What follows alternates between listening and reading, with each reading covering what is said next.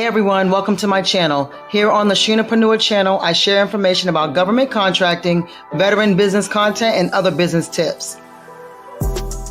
What's going on, everyone? It is Sheena, aka Sheenapreneur, your favorite veteran. And like I always say, I got a special guest, but like for real, like Jamal is one of those people, like those diamond in the rough, where you're like, oh snap, like he really got some motion. He really like doing big things. And so when I met him, I'm like, yo, you really like, you got to share your story because this is incredible. And that was before his very wonderful app was launched. And I'm like, oh yeah, you getting on this channel for real. As soon as that app launched, you getting on this channel and sharing your story, because we love over here like unconventional stories and people that got it out the mud, because you know I'm one of them. So Jamal Williams, our special guest today, I want you to introduce yourself to the GovCon community. GovCon, how you doing? How you doing? This is Jamal Williams, of course. Just come from hailing from Atlanta, Georgia.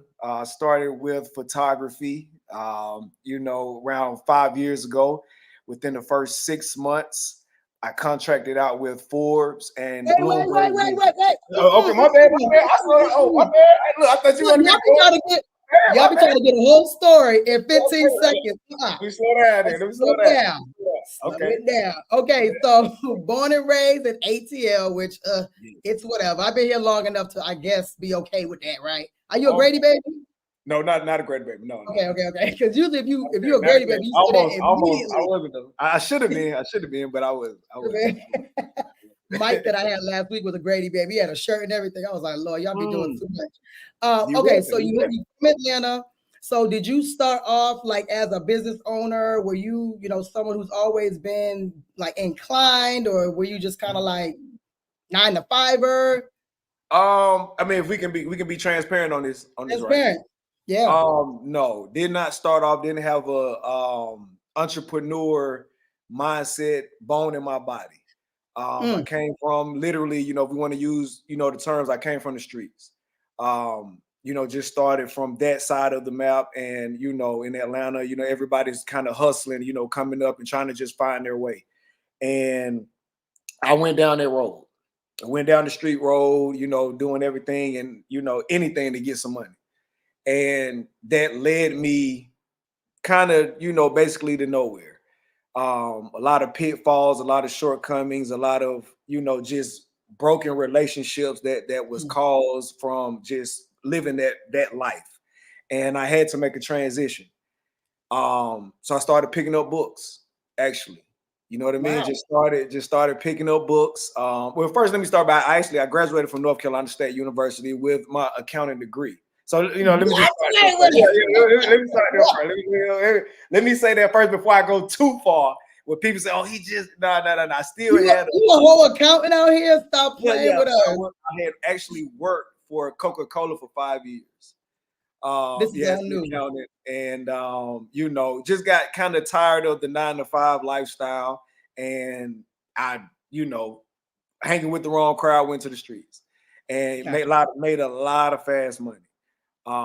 Took some time away, and I came back, and the first thing that I wanted to do was, just kind of have a portfolio for my family and be that person to make sure that my family has basically pictures and a portfolio to look back on like we did back in the old days. I invested my first, $1,000 into my business, made an LLC, started with that, EIN, the basics, you know what I mean? And, bought my first camera.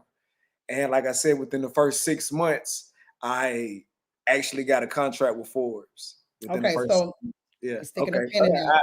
First of all, I didn't know you was an accountant. Like what? Like nerd. Yeah, super nerd. Completely. North Carolina State, man. North Carolina State. Whoop pat. Oh Lord! Anybody from North Carolina State, go ahead and drop. I guess drop them rules. Drop them whoop pats in the chat. Lord, and make sure y'all hit like on the way in. I see there's a plethora of people in here, so go ahead and put a thumbs up.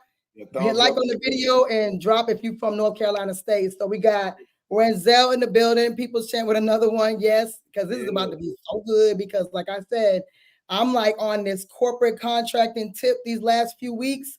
and this is like literally right on time. So I'm really excited for you to share the rest of your story. So you're saying that, you know, you were doing some stuff, but it seemed like you was always kind of like an entrepreneur, just didn't have an LLC. Right. So Didn't have an LLC. Right. Then I just didn't have the particular business model that I needed to have. Didn't have the mind frame. Didn't have the structure. So I just needed that extra push and the right people around me to guide me in the right. That's why mentorship is so important. Having a mentor in your life, having someone that can oversee what you do and give you strategic advice is vital, very vital, very vital to get into that next level. So I encourage anyone and everyone that's want to go down this entrepreneur road, and you know, even with contracts, government contracts, get with someone and you know that can be a mentor or that can steward you on the right path. So you know, because we've all made mistakes. So if I can guide somebody to not make the same mistakes I made and jump over that pothole, you know, they'll get to they'll accomplish their goal a lot faster. No, that's fact. I like that because some people, it's always a debate like, should you get a mentor? Should you not get a mentor? Whatever. But you're saying for you and yours, you feel like that was the right decision to make, was to have a mentor. Absolutely. Great investment for me. Great investment, you know. And then once you have a mentor that actually takes a liking to you, they can open up so many doors for you once they see that you're actually putting in the work, and once they know where you came from, you know what I mean? And you're just advocating for people where you came from and want to get to that next level, they'll open up so many doors for you. So I'm very grateful. And another thing I just want to say, you know, Miss Sheenapreneur, Sheena Parker, I appreciate you for having me on the GovCon, you know what I mean, interview. You know, I just appreciate you so much for having me on right now. I appreciate that. No, seriously, and we'll get to, you know, all the amazingness that you just happened to, you know, explore more about this year. But even just the story of, you're saying like you invested your first, you know, the amount of money that you had when you were able to, you know, make your transition in life, and you were like, okay, I want to go legit. So you bought a camera. I was just talking to Mike. I was like, I bought my daughter $1,000 camera. I thought I was doing something, but I guess that's like a lower tier of camera. I was like, yeah, hold it is. the hell up. So you bought your camera. It's also on how you use it. You know, you can take I've met photographers. I've actually hired a photographer that started off with maybe like a $400 or $500 camera, but his editing work was amazing. So it's always, you know, what you can do with it. You know what I mean? It doesn't have to be the most expensive thing. You know what I mean? Because if you don't know how to utilize it or work it, it's pointless. Right.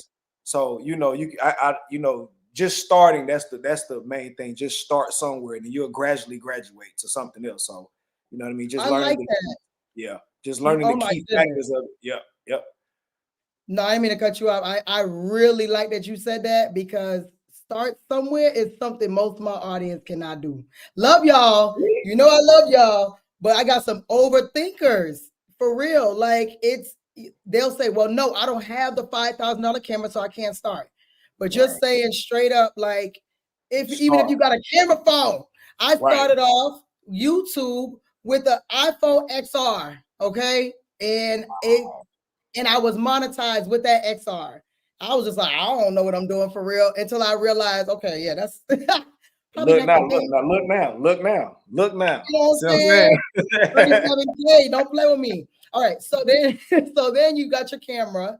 Oh, you already drinking. Where my drink at? You're the second person here that's drinking. I ain't got no drink. Okay, I gotta be level here. Well, look, it's 5 o'clock. It's 5 o'clock. It's 5 o'clock. Shot o'clock, right? So okay, you got your camera, and then you just like started putting ads out. You started like, who were you filming or taking pictures of? I actually, you know, I started off. The reason why I bought a camera in the first place, you know, besides my family, is because, you know, the people I was around, and a lot of those guys were social media influencers, hip hop artists, you know, just R&B artists, just things of that nature, where they were only taking camera phone pictures. And who I saw that they were influenced by, I said, and I went and researched. I'm like, all of these people's pages, social media content, websites, everything is professional. So we have to incorporate somebody around that's capturing these behind the scene moments, or just intimate moments, other than a camera phone. I was just that person. You know what I mean? I was just that person. Like, well, you know what? I will, come down a notch, get off my high horse, get off my pedestal or whatnot, and I will be the person to take pictures of my people while they're in these intimate moments. So it literally started from there. I just wanted to make sure that my people look good. It wasn't about me, it's just what I could offer to my people. And it just literally started from there. I started posting my homeboys online, and I'm just tagging myself saying, I shot the picture, then I created a camera, a photography page on Instagram, Facebook, and I just kept getting hits. And as I kept working and working, my quality got better and better. And then I started with the Google ads, Facebook ads, Instagram ads. And like I said, I spent so much money on those ads, a lot of money, but it worked to where I personally haven't shot in almost 2 years. You know what I mean? Like a shoot I haven't shot in 2 years because I've had to end up hiring so many photographers to take the lead and, to take over all this business that I'm getting, and then that's what eventually, led to the Forbes thing. But I'll wait till we get there. I'll wait on you. Right, because we're gonna talk about it. Don't be rushing me on my channel. Right, we want to get we want to get to, like some of this stuff. The reason why I want you to go through step by step is because, like, with you and maybe like a couple other people that I interviewed, they don't really know that they're doing like contracting, like government contracting. And so it's more important for you to understand the business aspect of it. And then, oh, by the way, it just so happens to be a government contract or a corporate contract. And so I think if people understand that, instead of just saying, I want to do government contract, and they have no idea what business they're doing, they just want to do something in government contractors, that's not how it works. It starts with the business. So I'm trying to get people to understand your business mind. They don't want to hear from me all the time. Okay, right. Boom. So now you're just taking pictures off the strength. You want to be the person that delivers nice pictures. You're not charging nobody at this point. Doing it for absolutely free at first. And maybe that first month I was doing everything free. The first month I'm hitting everybody that I can, that I know. Hey, let me come take your pictures. Let me come take your pictures. Let me come take your pictures. Let me come take your pictures. You know what I mean? To where after I took their pictures, and they post them and they see the reaction that they get. Okay, can you come take a picture of me again? Okay, I can't do the next one for free now. You see what I'm saying? Now it's not free. So now I see, yeah, you know what I mean? So now I see the traction that you're getting, and you see the traction that you're getting from just going from a camera phone to a professional, you know what I mean? And it's like, and we're both growing at the same time. Of course, I'm not going to charge you $1,000 for a shoot, but at the same time, make it beneficial for both of us. So I think that anybody that's starting a business, you definitely want to start off with, I call it just charitable work, building your repertoire, building your portfolio, because if you do so much free stuff, you never know who's in that portfolio. What business you do free stuff for. Like I've done free stuff for Goodwill and Walmart and things like that. And I didn't even know that I was shooting for them until I actually got on set, till I got to the location. So now it's like, damn, I should have charged Walmart. Yeah, goddamn. You know what I mean? But at the same time, I built that relationship to where now with what I have going on, I have so many inside relationships with these people in high corporate offices. It's just a phone call. But it never would have got to that point if I didn't do what I call charitable work first. Wow. Yeah. I didn't even know that. Okay, so while you're doing this, and I'm going to ask this cautiously because I don't know what the answer is. So while you're able to do this, while you're able to do this charitable work, how you paying your bills? I've always been a person that knows how to acquire money, but at that time I had did pretty decent with myself as far as savings and budgeting. So with a lot of the shoots that I started getting, like I said, I was shooting free for maybe that first month, but that second month, my schedule more than tripled. You know what I'm saying? Because I delivered quality work. You always want to deliver quality work with whatever you do. So I don't care if you're making cheesecakes, cupcakes, photography, candles, whatever you want to do, you want to make sure that you're delivering the best work you can, because my business jumped off of word of mouth. Before I even got to the Forbes and the Bloombergs, it was word of mouth around Atlanta first. You know what I mean? And then that reached out to other states. So now I'm starting to get flown out to other states to do these things. Out. Yeah, flew it out. Yeah, seriously, flew it out. And I would say that, y'all trying to flew me out, huh? I'm trying to get flew out. You know what I mean? But it was just the transition was so beautiful from just making it a hobby to where it's like, okay, now I'm making like I'm doing 6 figures a year now, like off of just a hobby. I transitioned. It was like, you know, and that I've never seen that before where I come from, you know. So I knew that God was definitely blessing me and wanted me to go to that next level and leave a lot of stuff behind.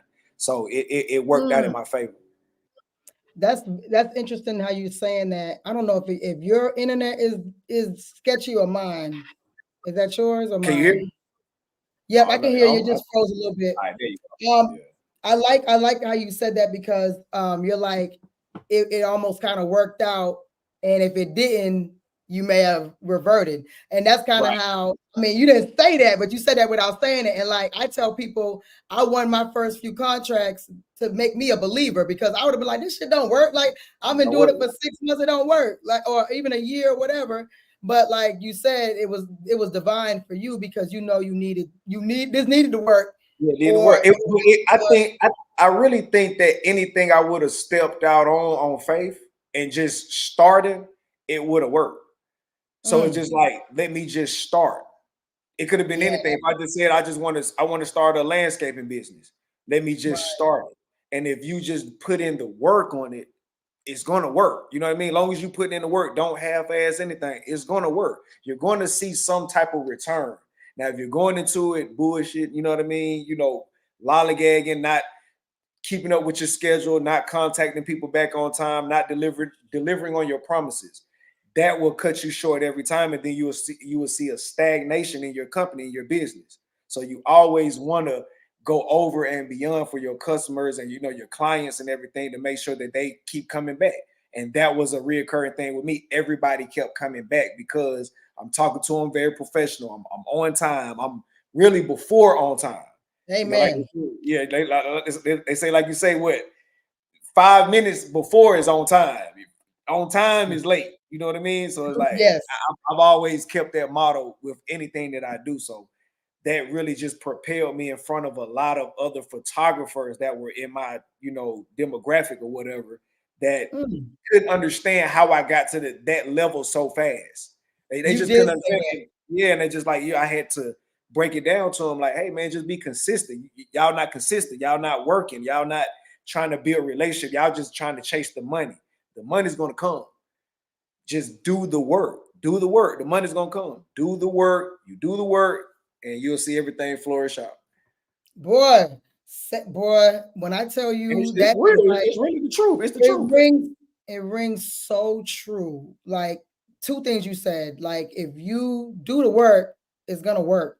But a lot of people are just not. They pretending. They're convincing themselves they're doing enough, and it's not enough. Because if they were at work 9 to 5, they would most likely be putting in at least 75% of effort, and they put in 2% of effort with their business and expect to be a millionaire tomorrow. It doesn't work like that. So make it make sense. It doesn't make sense, yo. Put out a couple of these comments. So D Scott, hello from South Carolina. Okay. You got the X. Get rid of the XR. I can't believe they even still powering that thing. Get rid of it. Get rid of it. Dynamic Creative Solutions says hello back. Bryson, thank you for coming on. Okay. Appreciate you, brother. And shout out to Mikey for the super chat. Also a fellow photographer in Atlanta. So y'all need to like or whatever. Thank you so much, Mikey, for the super chat. Tremendously, even if that's not a right sentence, tremendously appreciated. Okay. So also, he's a smart young man. We need to do a world tour and really lock down the industry. He's very smart. I love it. He ain't that young. He ain't that young. He ain't that young. Yes, I am. Don't listen to her. Yes, I is. Okay, boom. So now you were doing your photography for free. Now you charging your people. So how are you, like, now that you're charging, you're still running ads in order to get new clients that you don't know? Yep. I was doing new ad, as like I said, after I started actually making money, next thing I did was open up me a business bank account immediately. That was one of the first mistakes that I made, was having everything going to my personal checking account or Cash App or Zelle, these different things, right? So I opened up me a business bank account. First thing, Chase offered me the credit card. Of course, my credit. I say I took time. Yeah, I took time to build my credit up and everything. Okay. Yeah, let me get that. Let me apply for it. 25,000 off real. So now I'm like, okay, where I come from, it don't take make 25,000, and y'all just gave me 25,000 in 2 minutes. Oh shit. You know what I'm saying? Like man, I've been doing something wrong this whole time. I've been doing something wrong this whole time. So that led me down the rabbit hole of business credit and business, loans and line of credit and everything like that, because I was totally oblivious to it.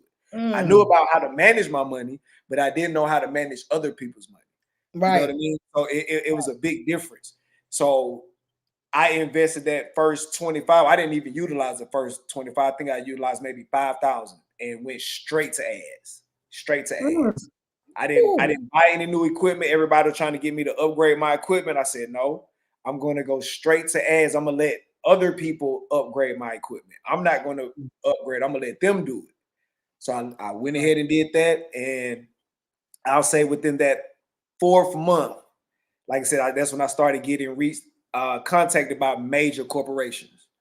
The big dogs, the Bentleys, the Rolls Royces, the McLarens, and UPS and Navy Federal. Like I'm contracted out right now with Navy Federal with my photography company. Okay. Yeah.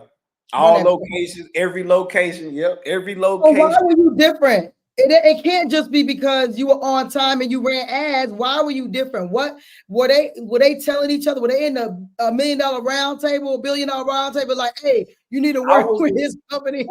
Honestly, this was what set me apart. I actually talked to people. I didn't just come in. I came in, do my job, but afterwards, I'm going to, who's the big dog here? Who's the person supervising everything? Who is the connect? Let me have a conversation with them. Let me give them my card and actually shake their hand and look them in their eyes like, hey, look, I'm Jamal. I'm available anytime you need us. My company, we have a plethora of photographers. Anytime that you need us, we are available.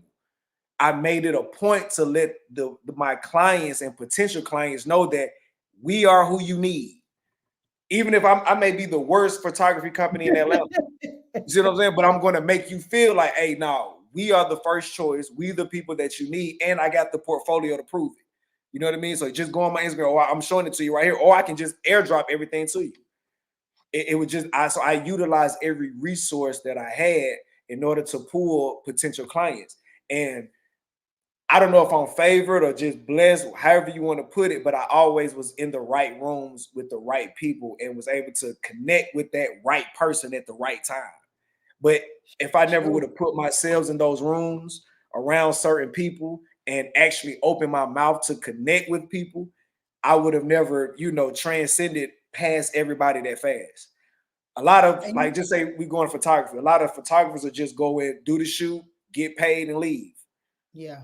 They don't talk. They don't find out who is who. They don't see, okay, well, what other future events do you have? Do you have any people that doing events? For my man, just refer me or anything. I would appreciate a referral. Even if it doesn't fall, even if it falls through, I still appreciate it. We'll be on time because they already know my work ethic, and 9 times out of 10, they're going to pass along my company. And that's how it always worked. And then people see the pictures and love them, and then that's even more for you. Yeah. So that's perfect. Just stick a pin in that real quick. So shout out to my sister. She said, great work. I can't talk today. Great work ethic. And then Mikey, again, thank you so much for the super chat. Y'all need to follow Sue. He's dropping like some real specific business basics that we haven't gotten down yet. We haven't gotten it down yet. And make sure you hit like if you haven't already. Okay, so boom, you in the right rooms now, right? Right, room, yeah, the biggest room right now. The biggest. Look, that's little one, the biggest, right? The biggest room right now. So then let's get into that story of you there at this, I think it was a birthday party, right? Right. Okay, so let's get into it. Let's do it. Okay, so this is the Forbes. This is the start of my Forbes contract. I put out maybe, I think I may have spent maybe $700 that particular week on Google Ads.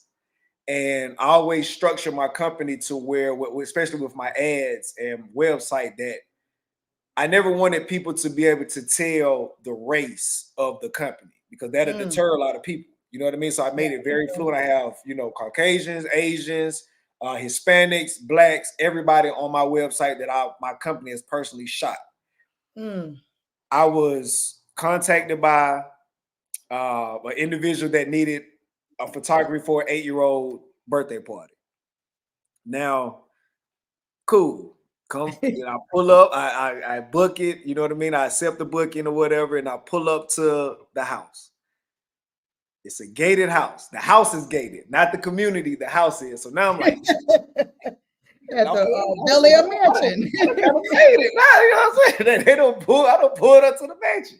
Really cold in, I'll come in. It takes me literally almost 2 minutes to get through the driveway. 2 minutes. Now, I'm from Atlanta. I've seen a lot. I'm not impressed by a lot of stuff. I've been around a lot of things. This impressed me because now I see, I'm thinking, damn, this is where this camera that I bought has taken me. You know what I mean? And I'm being paid for it. I'm not coming here because I pay. I'm getting paid to be here. I pull up. Now, I'm always coming well dressed and everything, looking very professional, whatnot. But in this particular shoot, it was all white folks, all white people. So for somebody like me, it's kind of like, right, okay, you know what I'm saying? Let me tighten up a little bit. You know what I'm saying? Like it is where it come from. It's one of those things. Yeah, you black, I'm sorry. I'm sorry. And and when I walked in, I could tell it was kind of like, we thought we hired a white company, you know what I mean? So, but once I got to talking and explaining to them what's going on, and I let them know that I am an employee of this company. I rarely tell people that I'm the owner of the company. I say I work for this company, and if you need anything, reach out to customer service or information or whatever. Call the 1-800 number. Of course, it's me or my assistant, or my other. At that time, which is 2 of us. Now it's a whole team, but back then it was just me. I'm either answering the phone or my assistant answering the phone.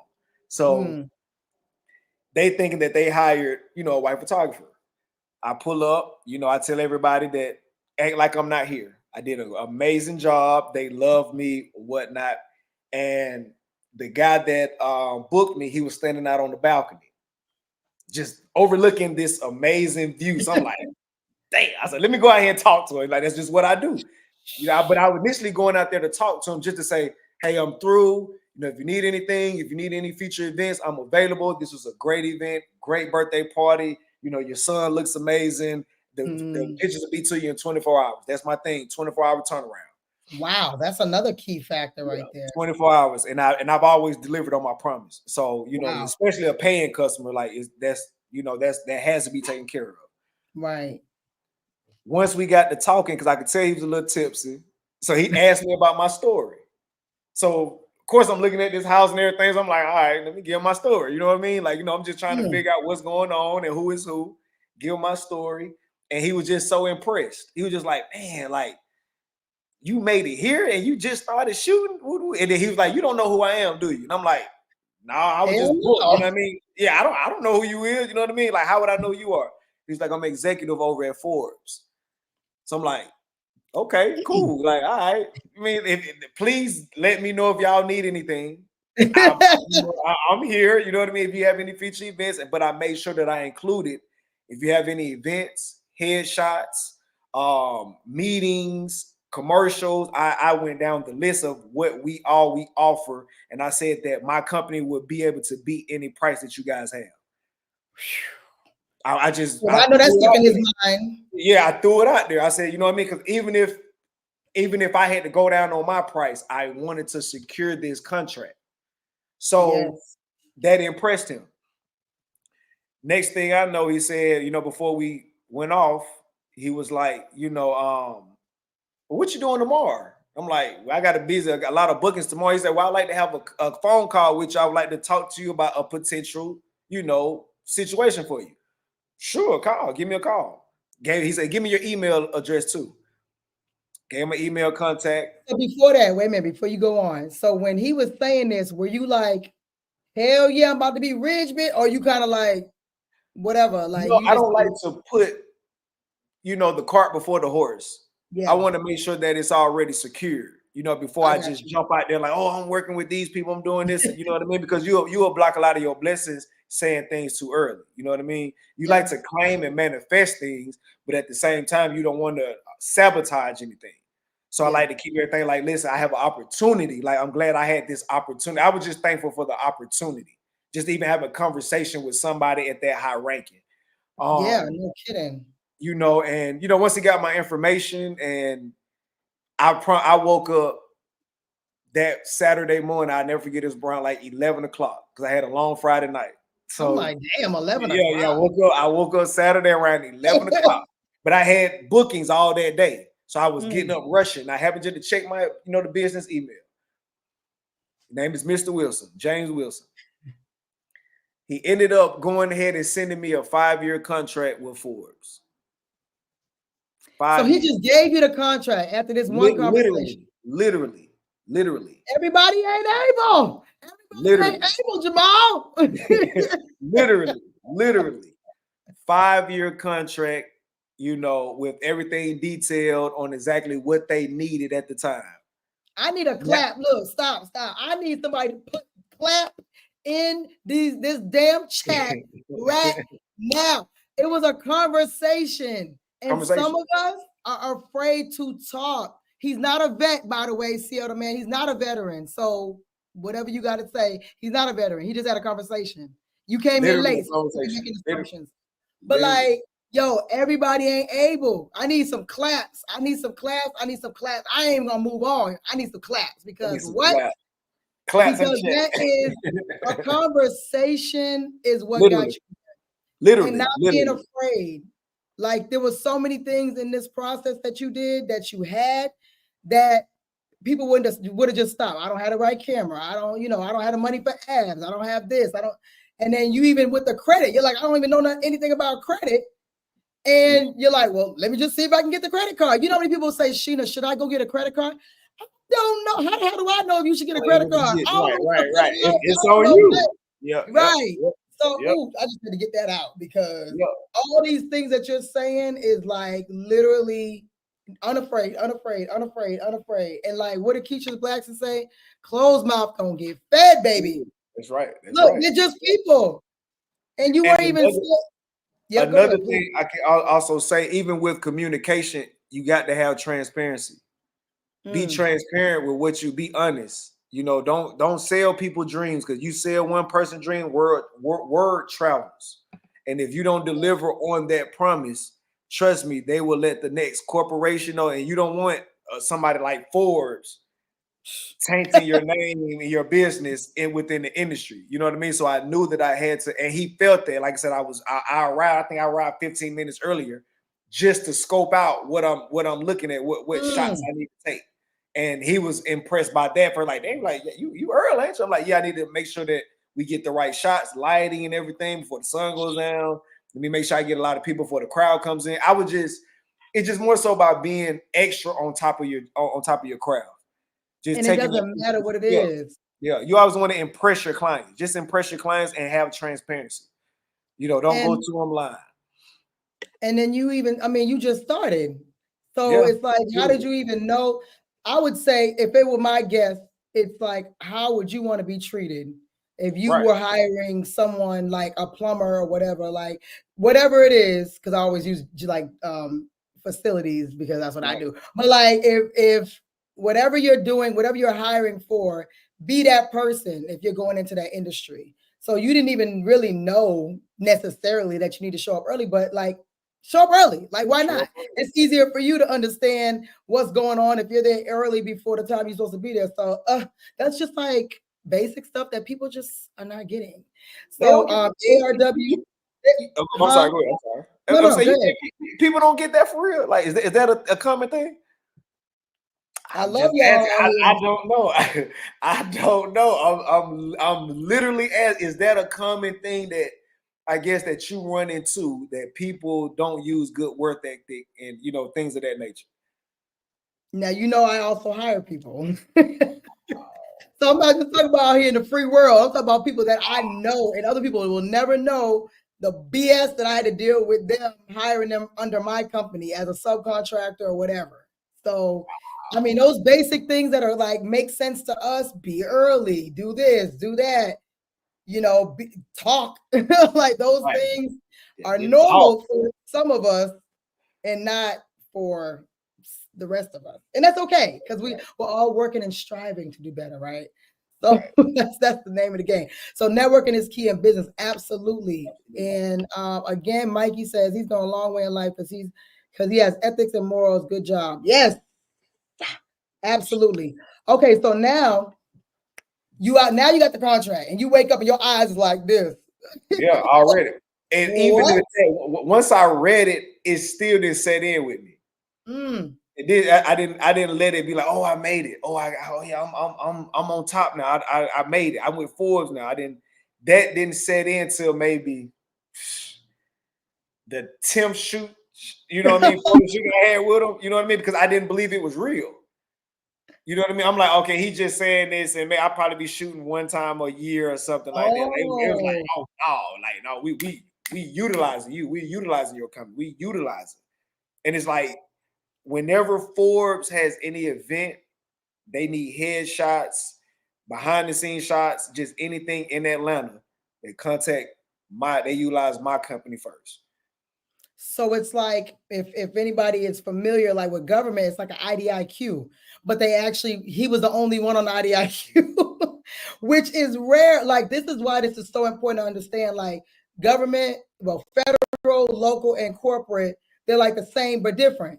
So like most of us have to go through rigmarole, especially on the corporate side, register in the portal, beg somebody to call us back, go to all the industry days and play golf, go to the strip club with him, all this other kind of stuff. He had a conversation. He got a 5-year, like it's hard to get a 5-year government contract. Right. And so, and like you said, they might just use me one time just to see if I'm all right or whatever. But then they were like, oh no, this is your new job. When we here.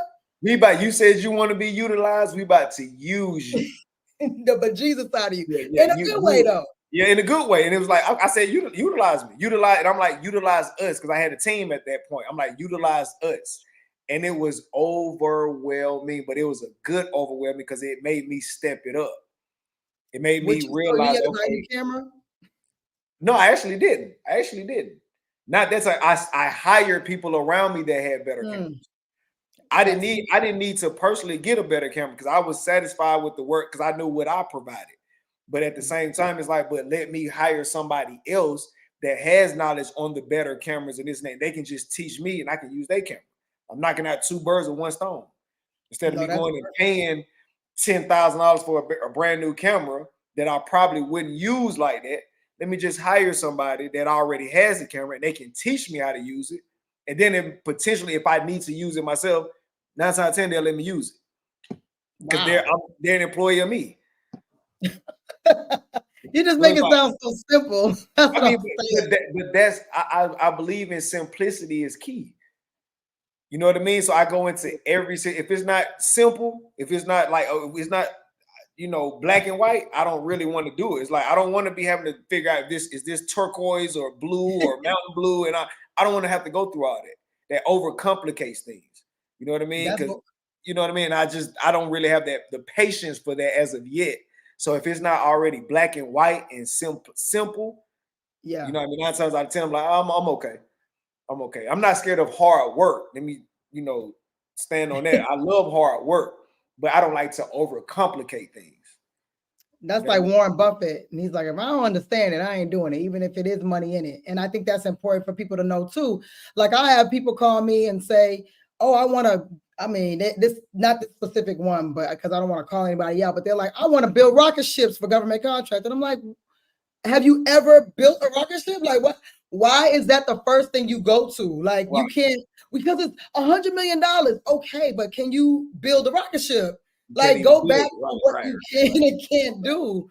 Like It doesn't make sense. So you started with your business and then it ended up being government contracting, which is the way that I'm trying to tell people to do. Even if, and really you kind of like, it happened so fast with the contracting that you really you scaled with the contracting, which is still excellent. So even if you started off with that say that was your first shoot and you just so happen to be good at it, then I'm still okay with people starting there with a contract.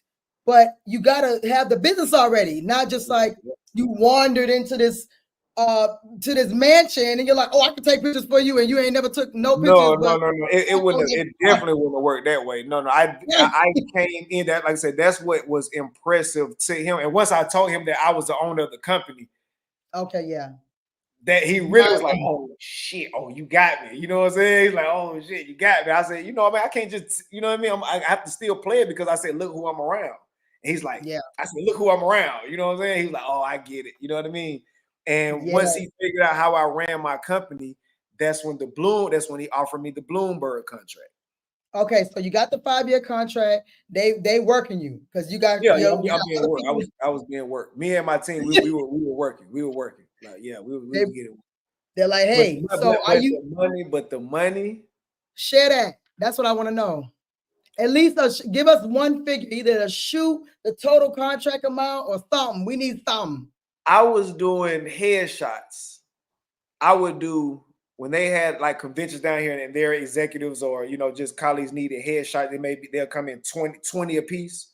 It may take me literally 2 hours to do 20 people headshots.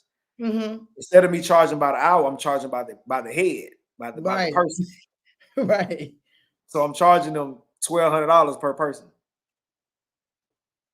Yo, I did not expect you to. Yeah, so because you know where I come from now, you know what I'm saying? So I say, hey, math. Yeah. Listen, because once you reach those types of companies, the money is expendable. Like it's unlimited. Everything is tax write-offs. For them, it's tax write-offs. You know what I mean? Wow. So they don't care what you charge them. I was actually charging them way less than what they were being charged in other states. Look, that's the beauty of corporate contracting. I try to tell y'all, it may take you a while to get it. Well, if you're Jamal, it's quick, but it may take you a while to get the contract, right? Corporate, but the money be money in, like for real. That's one of the things. And they, you know, alley-oop you. So now you're working with them, you making $1 gazillion an hour, and then he knows Buddy's an executive, so then he knows somebody at Bloomberg. And now what? He's actually an executive over the marketing strategy team at Bloomberg.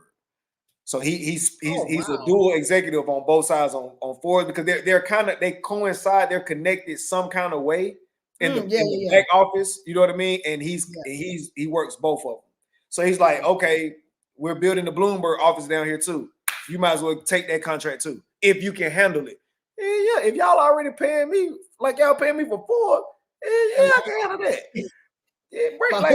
Give me. I said, you got somebody else. You got Bloomberg, somebody else. Like, bring everybody that you can. Wow. And then next thing I know, like I said, let me see. I got that contract. I had Forbes first for maybe 3-4 months, and then Bloomberg came right after that. And it was the same template, same blueprint, same thing. Nothing different. Nothing different. And a lot. Everybody ain't able, Jamal. Everybody ain't able. I think everybody is. I think everyone is able. I think everyone is able. If you just do the work, just do the work. Follow the step. Like everything I'm saying, please, because I got the same thing from I got in a book. I started reading. Like, how did this perfect person do this? How did Warren do this? Like, you know, Rich Dad Poor Dad. How did these people change their mind frame from where they came from to get to the next level? So all I had to do was change my mind frame, and I couldn't have done that without picking up a book. Just pick up a book. And you can read one book that'll change your mind frame. But it's all about, you can read 1 million books. You change your mind frame, but if you don't apply what you're reading, it's all in vain. It's like it don't even matter. I applied what I was reading because I never wanted to go back where I came from. I think that's what that shift. You have to be serious about what you're doing. So let me read. Valerie said, no, it's not a common thing. Most people have to be taught and learn simple business etiquette. Yeah. And but you know, I will say it's always that argument of entrepreneurs born or made. That's always my argument. And I feel like there's some people when they're able to transition, like let's say they weren't entrepreneurial, but then they transition and it was easy for them. I think they still were an entrepreneur before. They probably just had to, like, they were their parents or some other life events forced them to be a 9 to 5 or go to college and finish college or whatever, but they still, something made them go into entrepreneurship and they were already supposed to be there. That's just my thoughts. And there's some people who I've met where their parents were entrepreneurs and they were like, I will never have a business. I've seen them struggle. I will never, ever. And then they end up having a business and they like super successful. It's almost like the kids whose dad was in the NBA and they like go way past their dad. Right. It's like, you know, sometimes I think it's still kind of in you in some sort of way. You just hadn't had a chance to explore it. So that's just me. That's just me. And so Dr. Biz said, I am so impressed by his knowledge and humble stance that he maintained after getting this contracting opportunity. We celebrate your success. Thank you, brother. Yes. And Renzel's saying incredible story. See, that's what I'm saying. Like, people need to know that you walking up in there and you got your little hat on or whatever, but you're an accountant. It's like, what? Right. That's why it makes a difference though. And that's what I'm saying. Like, I'm not traditional, you know. People won't believe I did 20 years in the Army or whatever, that I got a degree and all that jazz. And it's like, it doesn't matter. You know, you're still like doing a greater good for people. And you even led with saying, I'm doing this for free. Yeah, it's helping me, but hey, you could have been like, I don't care, I'm still charging you. It's going to be longer to get up there. And you didn't do that. You know what I mean? So I saw that made a lot of clients stop dealing with people in that field, in my field, when I first started. They would maybe find a new photography company, and the photography company is brand new. Their work is not that great, and they want to charge you an arm and a leg. You see what I'm saying? And then they'll go ahead and get the service, thinking that, okay, maybe I can get a greater service. Maybe they've gotten better, and then they get the service. It's like, and now you want to charge me more because you think that I have money. Now you want to charge me more on the next, on the next time. I just did it the reverse. I got you. Like, no, the first one on me. First one is on me. Because I know if I give you the first one on me, whether the quality is good or not, you're trusting me. You're trusting me with the work now.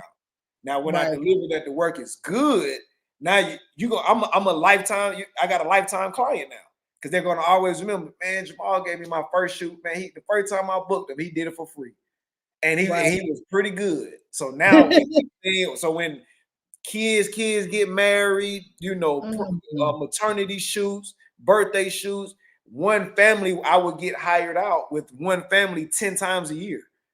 That's true. With one family. You know what I mean? Because I gave them that one shoot, the first shoot, free. Versus if I would charge them that $1,200 like I did so and so, you know what I'm saying? They would say, "Oh, nah, shit, nah, he too high. I ain't dealing with him." You know what I'm saying? I ain't dealing with him. I would have said it. Yeah. So like I said, I'm sorry. Go ahead. Go ahead. Yeah, like I said, you just have to, just put your ducks in a row and just make sure that, once you get to a certain level that, with certain corporations or just different types of clients, that you know how to gauge how to handle these clients. Like I said, if you have a corporation with, money is nothing, it's a tax write-off form. Yeah, get your bag. Get your bag for them. You don't do nothing for free for them. You know what I mean? Because they'll move on. They don't care about you. You're expendable. But for somebody that has a family working a 9 to 5, they just got pregnant, this is their first child, they're happy, they're ecstatic, and I got you, man. Congratulations, it's on me, brother. You know what I mean? I got you. And they like, oh shit. So when that baby turns 1, who they gonna call? True. When that baby turns 2, 3, 4, 5, 6, 7, 10, and graduation shoots and proms and stuff. I got clients really for like long as my photography company is intact, I have clients for a lifetime. That's something that I think I'm glad you got into the details of that, because it really does make a difference when people they know how you made them feel. And that's the same thing when you were mentioning, when me and you talked before, you mentioned like a real extensive conversation you had with the Forbes guy. Like when people, they're like, sometimes, especially when you get to like, let's say a low level celebrity, or like people know you're a high executive or whatever the case may be, you do want someone to talk to you like a normal person. You know what I mean? Like you want that realism. And so you get from my what I remember, Yeah. that's what he wanted. He's like, oh, You snap. know. Like, you don't even know who the hell I am. This is great. Yeah. You know what I mean? Yeah. So that worked in your benefit. And then, oh, by the way, you did an excellent job, and you know, you were on time and all the other things that people like when it comes to service. So now, boom, you're at, and make sure y'all hit like on the way in. Okay, make sure you hit like. I don't see enough likes compared to how many people are watching. Get them likes Get them likes up. So now you got the Bloomberg contract, right? Right. And so what is that? Like what does that look like? Is that 5 years as well? Is it so now you got same thing, literally the exact same contract, just different name. Instead of saying it Forbes Inc., now saying Bloomberg Business. Literally doing both at the same time? Same time. I was being worked so much those first 2 years of those contracts. So much. But it, like I said, but when the money was like, man, I ain't never made this much money in my life. You know, even when I'm doing, you know, the things in the streets, I'm thinking I'm making a lot of money but it's a different feeling when it's the legal way and you're actually working hard for your money. And it's like, damn, I'm getting paid all this just for taking pictures. Right. I have employees now that are just taking pictures, and I'm making sure that they can pay their rent. Right. Like, so damn, now like, you know what I mean? It's like you're just changing lives everywhere you go once you just lock in. You know what I mean? And it was just it was beautiful. So they gave me the motivation to keep going. Let's see how big we can get. Wow. Like we did this in 6 months, and then it changed into 2 years, and I'm with Bloomberg and Forbes in 2 years. Like, damn, let me see where I'll be in the next 10. Like, you know what I mean? Like, so now I'm thinking in that nation. Now I'm really setting out my plan for the 5-year plan, the 10-year plan. Okay, I'm like, all right, I need to be over there in Dubai or something. I need to take pictures of the Gaddafi building, all these different things.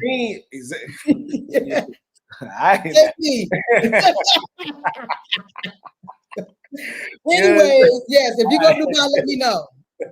Yes, ma'am. But it was just that work, like I said, that work ethic that just kept my business just growing. As far as the photography company, I just kept expanding. And like I said, we're still expanding. Just right now, we're still expanding. And like I said, it's a job, it's a big job, but it's fun, is worthwhile, is life-changing. I'm changing people's lives, and I love seeing people once they get the work back of like, wow, like you captured this memory that we otherwise when the guy was on the phone. And once you got on the phone, you don't really go back and look at stuff in your phone like that. But if you pay for professional pictures, I have people hanging up my pictures, framing them in their houses. Like that was one of the biggest accolades that I've ever had.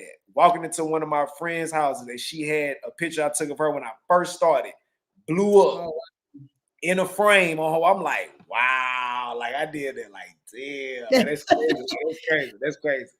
You know and you can tell that you're passionate about what you do. And that also goes into like, I don't necessarily endorse that if you have a passion and then you start something, because you're saying that you started it and then it kind of became a passion. Like you wasn't, when you were little, you didn't say I want to be a photographer, right? No. I mean, respectfully, but then, like as your profession, or did you? No. But I've always been that person, like taking pictures. And I didn't even know I was that person. Seriously, the same homeboys. We used to be rappers. We used to be rappers. I didn't know that. Okay. Yeah, used to be rappers and all of that. I'm just joking. You know what I'm saying? We used to be rappers. From Atlanta, that's what we did. And I didn't even notice what I was doing back then. We had a little digital camera. And I was a person that took everybody's picture for like, okay, we need to get to the labels and let's have a picture to get to the labels and stuff. I bought a little camera back then and took everybody's picture, but I didn't consider myself a photographer or that was something that I wanted to do, but I had the passion to make people look good. Right. That was my passion. Like, I want to make you look the best you can look. So if somebody see you on a picture or anything, I want to make sure that you look good. I want to make sure that you're presenting yourself looking like $1 million. That was my only thing. Yeah, you know what I mean? Yeah, yeah. No, that's So dope. that was my motivation always. Like, man, I want my people to look the best that they can look. And I just took off from there. Like I And said, you didn't even know. I didn't even know it. Didn't even know. And then as I got older, I had the same thing, but not realizing, bro, you thought that same idea back then. You just didn't remember because you got so far gone into other things. But now I'm, business oriented. I got more drive. I'm older now. I'm able to be, materialize things more better. You know what I mean? And it took off. It just took off. Got you. No, that makes sense. I used to be that person, and mine wasn't necessarily to make people look good. Mine was more like I want to capture every single month of people. It was ridiculous. I was out of control with the disposable joints. Okay, let's take those were the best, though. Those were the best. Those were the best. Yes. Oh my God. And then you didn't have no second chance. It's like the picture is picture, and you better hope they develop. That's what I was on. But I guess now that I think about it, now here I am on video. But I don't know if they correlate. Look, here we are. And here we maybe are. They do. Maybe they don't. I don't know. Okay, so boom. Now you got 2 contracts running basically concurrently. Yep. And then you start a conversation about something further, right? Mm-hmm. Wait, before we get into this. Yeah, wait. Okay. What other businesses do you do right now? Well, of course, I started once I started making a lucrative amount of money. I started investing in properties. First thing I did, I took, because once you started getting into these groups and these environments, they always say the best way to make money is real estate. So that's the first thing I did once I got first couple $100,000. Like, all right, let me go buy some properties. Don't just skip over that when I am a couple $100,000. Okay, squeeze us, squeeze. Look, we try to get to the big dog now. You know what I'm saying? Like that's petty now. That's petty. We've been did that. I had 300,000 in the bank. Let me just buy a house. Whatever. We've been did that. Just investing in properties and then turning them into rental properties and Airbnbs. Bought some cars, put those on Turo. Option trading, stock, all of that kind of stuff. Like I just went down a rabbit hole because I want to be able to have my sons, they are now, but back then before I started, I wanted them to be able to have something that they can fall back on. You know what I mean? That they can take over, if anything happened to me, they can take over and run the business or keep this going to keep income going. So, that was my main thing. And just like I said, just building my portfolio. So I always knew that I need to have at least 5 to 7 streams of income coming in. You know what I mean? Just to lock in my family's and secure my family's future. I don't never want to depend on one because anything can happen. So I never want to just depend on one. So no, that's a fact. So do your sons take pictures too now? Because how old are your kids? They're like young. 7 to 8. Oh, yeah. Do they take pictures too? My oldest actually does. Really? They're very photo. When I say Daddy gotta go to work, I gotta go work. Oh, Daddy, you finna go take some pictures? You finna go take pictures? I'm like, nah, not that job no more. We're not doing that no more. But but they remember when I used to say, I gotta go to work. Daddy gotta go take pictures. Daddy gotta go take pictures. And but now they have that entrepreneurial, thing about them. Dad, I want to go. How you think I need to go to school and make some money? Don't go in there acting crazy, making no money now. You know what I'm saying? We'll figure it out. But the point is that they asking these questions early. That I know that I'm doing the right thing by instilling it in them. That it's okay to have a 9 to 5, but still you can have your own too. You can do your own stuff too. So, I mean, no, I love. I gives you that structure. You know what I mean? Right. Because what else can we really when we develop our kids into whatever we think they're gonna be? You can send them to college. Some of the military, get a job. It's like you said, they need something that's going to guide them on some sort of path. Entrepreneurship is a little too rogue for a lot of kids to just be thrown into. But like you said, as long as you can make money elsewhere, I think it is important for people to just know that, I got this job, I got this career, but I can make candles on the side if I need to, whatever the thing may be, that you're not just if I get laid off, I'm destitute and I'm homeless. You got to have something, and then the fact that your kids know that is at that age especially is amazing. Look, let's get some questions in the chat. I know that he is just making everything sound so daggone easy, but let's get some questions in the chat and make sure we get these likes in here. Just to ensure that everybody is tracking, everybody understand corporate contract, everybody is, you know, tracking. And we had an hour and he hasn't even gotten to the good stuff yet. All right. So he said he had a couple $100,000 and he just decided to buy some real estate. I mean, yeah, real estate, yeah. I mean, like I said, that was the easy thing. That was easy, but I still, you know, going into what I have going on now as far as my project and you know, what I'm doing right now, the real estate part was easy. That was easy. You just need the investment, the money to do it. right. But you know, just to further tell you, like, you know, tell the chat or whatever what I have going on now. Like, see, I don't know, maybe you introduce you introduce it. You introduce it. You tell me. I'm about to. So yeah, I'm about to. Because you can do So it real quick though, Velma says she needs help. What you need help with, Velma? Let us know. And Quentin says, great example of channeling the street hustle mentality with the proper knowledge and properly executing is such a great example. Absolutely. I agree. And then we got Dr. Person, always a supporter of the channel. Thank you so much for joining. Sheena, once again, you've come through. Connect has now become a client. Thank you always. Oh, he's talking about something else. But you're welcome. Cool. Bet. That's a bet. But thank you so much, as always, Mr. Person. And then we have is Atavia. What has been your greatest challenge so far? That's a great question. You want me to answer that now? You want me to answer that? Right now. Yep, until we what's my greatest challenge so far? Time. Ooh. Time has been probably my greatest. Yeah, time. Definitely time. I wasn't even gonna go there, but you start laughing. We ain't going there. See. But no, it's really just time. You know, because once you start with this entrepreneur journey, especially as a man, especially on top of it as a Black man, you have to put much more effort into it than a normal person, than the normal man. And that has unfortunately taken a lot of time from family, friends, kids, you know, you name it.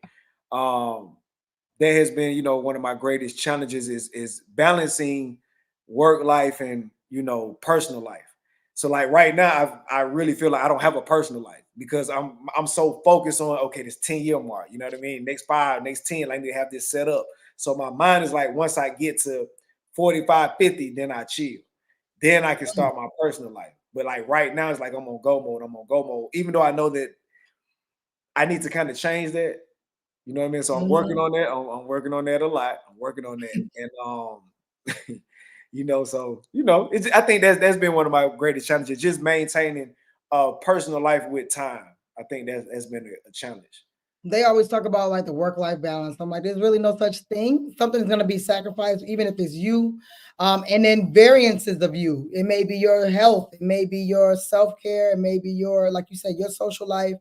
Maybe your kids. And maybe, I mean, like if you had, there's most people that have had a job, especially being in the military, where you miss birthday parties. Like they say, I ain't gonna miss nothing with my kids when I have a business. I'm like, well, you did that already. Like, don't try to act brand new with your business.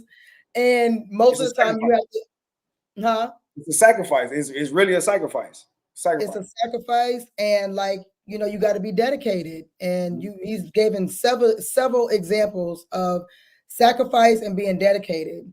So I wanted to ask, so Velma is asking a couple of different questions, but I want to kind of gear it toward yours. So she's mentioning that don't understand the pricing of a contract, but then that kind of prompted me to ask, how the hell did you know what to charge Forbes and Bloomberg for these headshots? Did somebody tell you? Research. Oh, what? Google? I think I Googled corporate headshots for Fortune 500 companies. You know what I'm saying? It ain't that easy, Jamal. It ain't that easy. Google is your best friend. YouTube is your best friend. All you gotta do is ask. That's all you gotta do. And now we got Chat GPT. You know what I mean? All you have to do is just ask. It's going to give you, you know what I mean, the top answers. That's all you gotta do is you go to the top answers. And I Googled it. Like, what are photography companies charging Fortune 500 companies for headshots, for events, and this and that? And the numbers were like, what? Like, oh my God, y'all get paid $5,000 for an event? Okay, so you're paying them $5,000, pay me $2,500. and I'm shooting by myself. So, okay. It's like, I get it, right? And I mean, people still, like, even for example, not to put you on the spot, Velma, but like asking, is there a template for pricing? Like you're saying straight up. It can be because every national, I mean, like we're just taking my field. With photography, there is a national template blueprint for pricing. Okay. It's just depending on the client that you have. As your client gets bigger, the pricing changes. Yeah. And they understand that too, because why would I charge you $300 and y'all are a $500 billion company? You know what I'm saying? If the headshot that I do for you are going to be on billboards, magazines, websites, and all of this, and y'all know that. So the pressure on me to make sure that your employee or your executive looks their best, it's a lot more pressure on me. So I need to be paid for my pressure. I'm just saying, like that's me so bad. I need to be compensated for the pressure. Yeah, you got to pay for the pressure if that's the, you know what I mean? Because that's a fact, though. I mean, if it's a lot of pressure on me to do this, I need to be compensated for it, and I'm gonna price you cheaper than you're already paying. Wow, no, that's fact. Yeah, so you always want to go into any situation, especially if you have a new business. You always want to beat the market, corner the market. And the way you corner the market is charge cheaper than everybody else. And once you charge cheaper than everybody else, you're going to gain so many clients everything's going to add up anyway. Then they're not going to be opposed to paying your normal price once they've dealt with you for a lot amount of time. Incremental increases. And they what? I'm sorry. I said they're not going to be opposed to paying you what you want, after they work with you for a lot amount of time. It's just like it's really a no-brainer. It's literally a blueprint. It literally, once if you follow the blueprint, the template, this is how it works. It's literally that simple. Everybody is able. I know you're about to say it. Everybody is able. I'm just saying, it's like, for me, I use Google. That was how I did everything. Sometimes it's effed up, sometimes it's not. And like now, I'm able to use the same repetitive information, so it makes sense to me.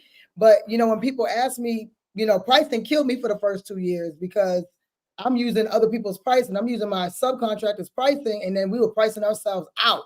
So then I said, okay, I got to fix this because they're just overpricing. Were you overpricing or underpricing? Over, right? Over, like hell. I'm talking. Like it didn't even make sense. It was like someone charging you $1 million for a car. You're like, okay, that's not even. That's crazy talk. So then as soon as you changed your price model, what happened? I won. Right.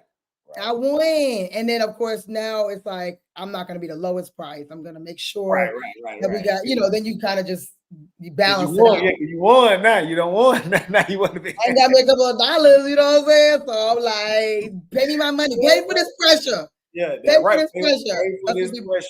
Pay for all week gonna be saying that. So Tamika James said, when you were out networking, what do you remember specifically saying or doing that led to big contracts? We kind of talked about that, but is there anything else you could think of? Transparency. Just literally transparency. And like I said, always know your client. Well, let me take that back because I didn't know what I was walking into when I got the Forbes contract. But once I started talking to him on the patio deck, overlooking this monstrous back, you know what I mean? It's just like I knew, okay, I have to sell myself. If this is the man, if this is the guy, once he said this, I was like, okay, shit, it's automatic. Like, okay, whatever price y'all paying, I'll beat it. I really love that you said that. I gotta sell myself because again, simple, right? But people say you have your elevator pitch ready. It's like if pick your favorite celebrity and you just happen to get in the elevator with them, you're like, oh my God. Like it's do or die. Just say if you're a makeup artist, right? And you see your favorite female celebrity in the elevator and you want to connect with her. Are you going to charge her or are you going to do it for free? Oh yeah, you definitely getting this work for free. You know what I'm saying? It's like that. It's literally that simple. And then you say after you do it for free, you know what? And once you come back, because I know you're going to come back, because I'm going to do an exceptional job on your face. I'm going to beat you to the gods. You know what I'm saying? I'm going to beat you to the gods. And when you come, you talk to them like that. And when you come back, I am still going to charge. I'm going to price you better than whoever else you paying. I'm going to charge you lower than whoever else you paying, because you just want that relationship. And once that person say like, okay, I like her and she does a good job. Hey, if I'm Beyonce, hey, Solange, you may need to go to her. Then Solange say, hey, Kelly, you might need to use her. So now you got 3 celebrities right there, back to back to back, right there. And that's literally how it works. Versus you get in the elevator with Beyonce and you tell her you're going to charge her. Yeah, she gonna say, you probably killed it right there. Okay, yeah, I already got somebody. You good. Nice meeting you. Send me your card or talk to my assistant. They're gonna just push you away. But you tell them, look, I will beat you for free. Everybody likes the word free. Everybody likes free. No matter how much money they got. So if you networking, always, depending on your client, depending on who you want to, you have to target your clients. That's first and foremost. Target them. Target.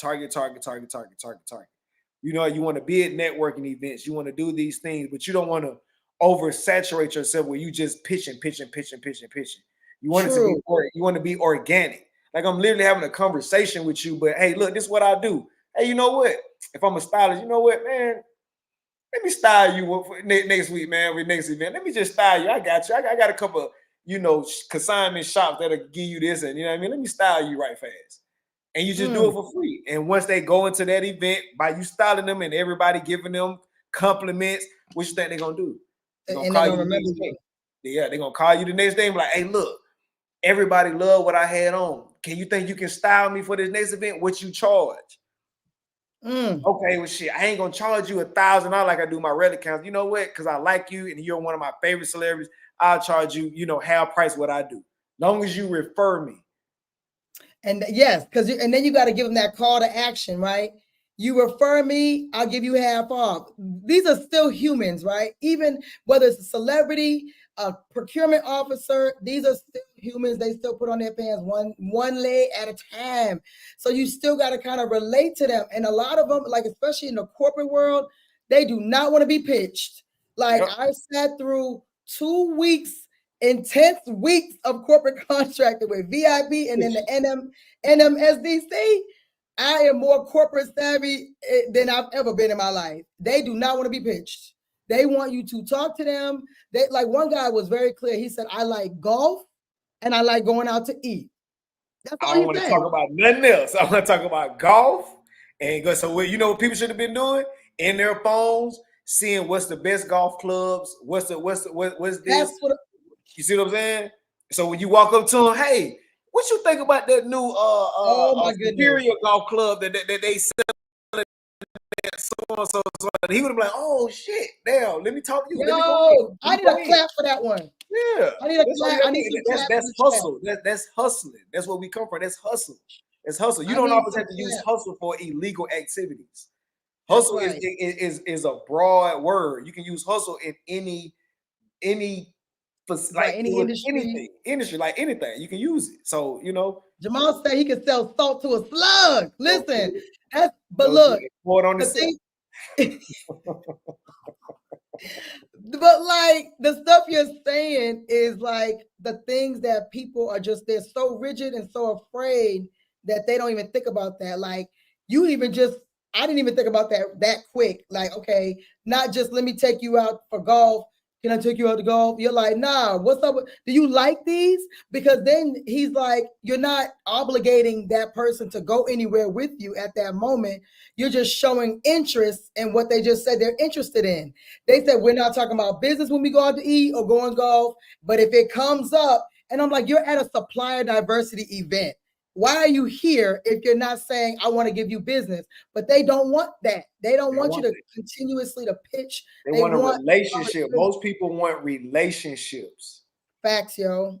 So if you go golf, say the guy with golfing, if you started out with, hey, what do you think about these golfs? Because you still keeping it on them, but at the same time, you're making it personal to you. So it's like, hey, look, I want to buy these golf clubs. What do you think about them? Boy, and if they like golf, like how I like plants, we're gonna be talking about that all day. For And then forever. you'll be Then gonna say, and then as y'all, okay, well, meet me at the plant garden on 88th next oh tomorrow or God, something. And then the when you get down treehouse. there, what you think they're gonna ask? Well, what you got going on? What you doing? Yep. Is there anything I can help you with? That's how it always goes. What do you think? You got something going on I can help you with? Then you have your pitch together. Oh yeah, I got this Right. government contract. I'm trying to, get this contract with NASA and blah blah blah and woo woo. You know what I mean? And they're gonna say, you know what? I got somebody I can over there that I can send you to that I can make a phone call for you. Let me hook you up just because you talked about plants. Like, listen, y'all don't know how deep, like how like important what we're talking about at this moment, because this is what I'm hearing, even on the government side too. The government is a little different, but on the corporate side, this is how you build a relationship. Period. Very rarely will you be in the portal like the supply diversity portal. Very rarely you're gonna go in there, they're just gonna pull your name and give you a contract. It's going to be exactly the way that Jamal got his contract. It's going to be talking about golf clubs. It's going to be even like some shady location. That's where they go when they come to Atlanta. I don't know. I'm just saying, like, those are the things that they want to do. And then, like, after a while, they will say, well, what do you do? And you're memorable now because you're kind of like building a friendship relationship. You're not being fake. You're just you're courting. You're courting them, and you got to take interest. You ask them to give you money, but you don't even want to have a conversation with these people. You just want to be like, hey, I can do this. I don't give a damn what you can do. Okay, I'm off my soapbox. Now go ahead. You go ahead. It makes me so angry because I'm like, listen, y'all gotta understand that this stuff is repetitive. Stalk them on LinkedIn if you can, if you have enough time. Like, find out what they like if you have the opportunity. If not, ask them. So, like, one guy I was talking to, he was working for the airport or something, and his daughter played volleyball. I was like, my daughter played volleyball. It was like his whole voice changed. Everything changed in the conversation. He was like, oh, yeah, man, I've been traveling all, blah, blah, blah. I'm like, I understand traveling volleyball. Isn't it the pits? So we're like having this moment, you know what I mean? Even if it doesn't pan out, you're going to be memorable. Maybe you'll come back in a few years and say, hey, that girl that daughters play volleyball. I So see. take it. I'm sorry. Go ahead. I see a comment in the chat. Okay, which one? Butler, Zachary Butler. Okay, let me go down. The Carrier Butler. Okay, here we go. Yep. Has having tattoos ever affected either of you? Oh, I like. Okay. Yeah, that's good. That's a great question. That's a great ever affected either you being in the government, state, or procurement space, corporate spaces, or made you feel like you wouldn't be able to get a contract because of them? Go ahead. Has it affected me? No. Has it made me feel like I couldn't get something? Absolutely. But it's never affected anything. Ever. Never. That we know of. That I know of, but I mean, I haven't had any opportunities really that I haven't. Yeah, got you know what I mean. Got to be honest with you. So, and I've been in some very, very deep rooms where I thought they're like, okay, they looking at me. They might look at me crazy, and they accept me like I'm family member. So if you have tattoos and everything like that, and it's kind of different now with the culture and the demographic going on right now, they don't really care about it as much as they did before. Now maybe with older crowd, or older demographic, maybe slightly, but it hasn't affected me getting contracts or doing any kind of business with anybody. It hasn't affected or slowed down anything. So if that's something that you are afraid of stepping out there because you have tattoos, nah, don't let that hinder you at all. Don't let it hinder you at all. Get out there. Like people kind of love tattoos. Some of them it's like artwork. So they're going to be, looking, as long as you don't have nothing crazy, naked women and different, just obscene. Teardrop. Exactly. Teardrop, yeah, all that kind of stuff. Yeah. You know what I'm saying? And if you do, Mr. Butler, that can be overcome too. It's all about your presentation. It's all about what you lead with. You know what I mean? Like I said, it's a lot more lenient now in the world with tattoos and everything. But don't let that hinder you at all, because it hasn't affected me in any shape or form. I got them on my neck, so it's like but I'm secure enough. Like I'm always, you know, suited up, tied up. I always make sure that I got it below my neckline, you know, for my suits and everything. So I was aware and attentive to that. But at the same time, I may go in without a tie, and that's all you see. You know what I mean? And it's never affected me at all, ever. So I would well, I would agree with the culture just changing. You know, right. there's always going to be bias. I mean, I probably get more bias about my nails than my tattoos. Like people really hate my nails. I don't know why. I really don't give a damn. But I'm just saying, like, if there was anything that I would say, people, my hair and my nails probably get the most second look. Like, you know, they might see I might have my hair wrapped up and then short nails that time, and the tattoos is never a second look. But you know, it's always there's always going to be bias. I'm in a male-dominated field where most of the people who are procuring my services, respectfully, are older white men, and so you know they're going to be shocked anyway because I'm black. Even if I got a wig, no nails, they're gonna be like, "What are you doing here?" You know. So I've always expressed that anyway with my industry, that it's always biased no matter what. So you know you have to and I know you're saying down here that you know you got it and that you have tattoos and you stay covered up. But you know, I would just say if you're okay with people being possibly shocked by your tattoos, be okay with it. It's you, and that's what it is. And if people are gonna not hold you, you know, as not consider you to be professional just because you have tattoos, then that's you may not want to do business with them anyway, or work with them, or whatever the case may be. So, you know, you just have to be okay with it. Like you can't be timid about it. If you got it, like don't be scared now. Just ride with it in however you present yourself. But usually, if you're professional, that'll be overlooked pretty quickly. So, great comment, Great question. So just want to shout out to my friend Haja. Hey, what's up? My sister, and this is my mommy on here. Appreciate that. And then Velma asked, how many hours do you spend searching for contracts? Now, you don't search for them. They search for you, huh? Yeah. It's kind of different in my field. I don't really search for it. Now, well, it depends on what business we're talking about. Well, where do you need to search? What business do you do that you Well, need I mean, to search? for you know, as far as like with my new venture, you know what I mean? Okay, yeah, let's get into that. Yeah. So we got like 30 minutes left. What happened? Okay, go ahead. We didn't even start. I told you to introduce. I told you to tell these folks what's going on. I was excited. Okay. So boom, now you're like off to the races. You're doing real estate, you're doing your photography, you get a team now, and so now you got at least a little bit of mental space to start something new, because that's what we do as serial entrepreneurs. We're like, I got 5 minutes now. Let me think of doing something new. So now it was kind of brought to you based on your existing relationships, right? Right. Okay. So it was a concept that I thought of dealing with clients. So I was shooting so many small businesses towards like the end of my time as I was shooting before I started this venture. I was shooting a lot of small businesses that were spending a significant amount of money with me to where we're making, you know, potentially like damn near looking like $1 million budget, you know, shoots and everything. And it's like they'll have 200 or 300 followers.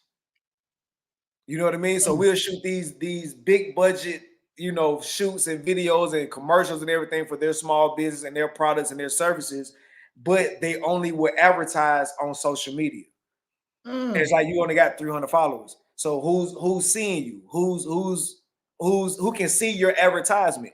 And it's a lot of people are not social media savvy. They don't like social media. They don't like to put themselves out there. They just don't want to do that. You know what I mean? So I thought of a concept. I said, how can we get more of these companies seen outside of social media? Because I'm shooting them. I got relationships with them. So how can I get these? It's literally started from there. Again, trying to make people that I know look more grand and better in their position, you know, and gain more money and notoriety, you know, exposure, engagement and stuff. So I came up with an idea of what I call now the ad app, Ooh, which is okay. So ADD app. Yep, I'm gonna put that in the ADD chat. app. Go ahead and search it in your Apple store right now. It's called the ad app, and it's powered by Forbes. So basically, yes.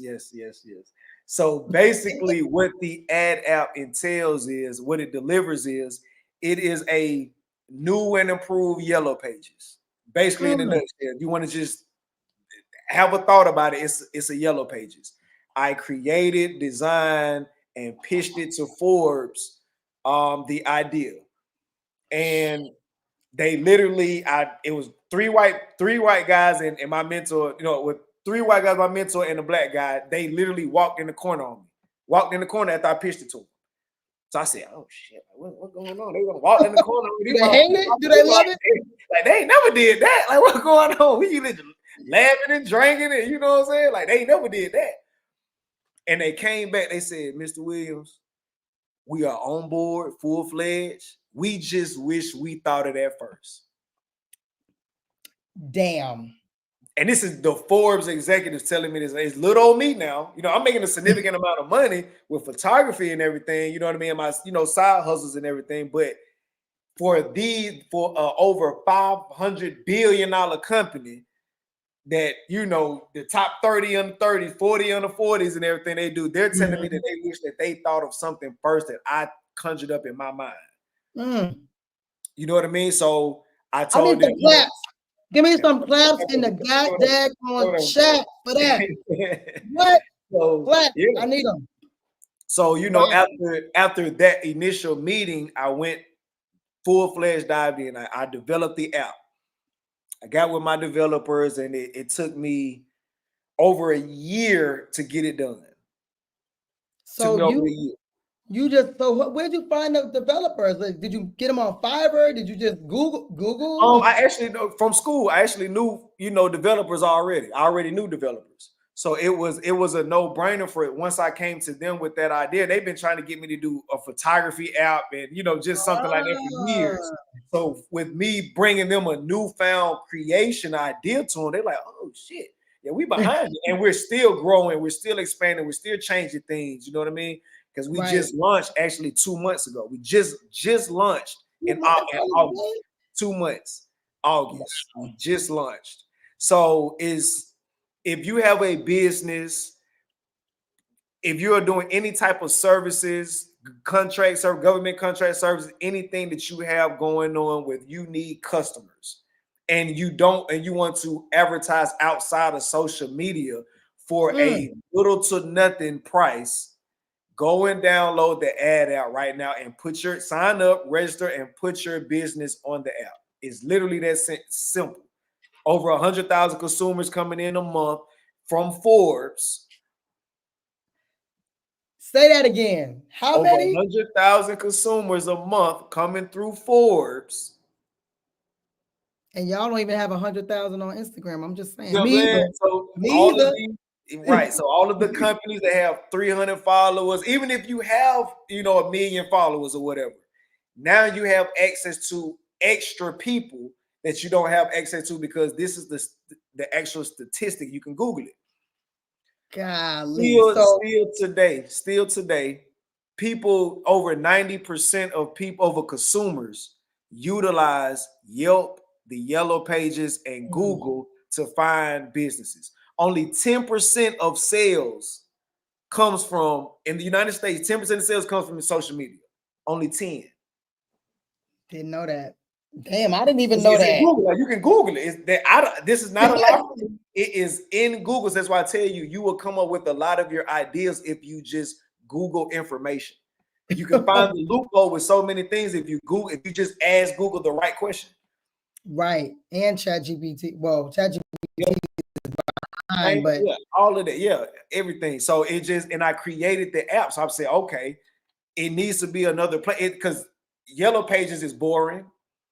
Yelp is just basically reviews, but you don't have anything that's kind of like social media, TikTok-ish, videos, advertisement-wise, where you're more entertained by the advertisement.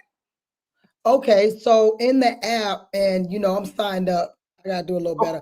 But like, we ain't gonna talk about it. But like, so I need somebody, I need, we're gonna talk about this after. But yes, so in the app, you can add your own like advertisements in it, like your own videos, own the pictures. same exact thing you post on social media. If you posting flyers, you posting your reels on social media, and you may get 10 likes, 10 views. Don't do us like that.